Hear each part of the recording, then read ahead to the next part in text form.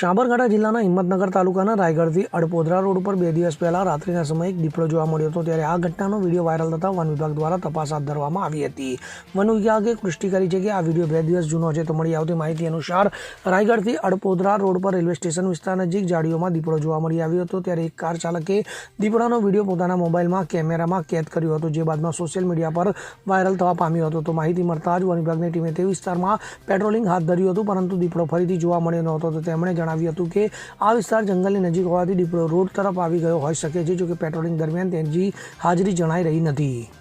Bureau report CN24 news.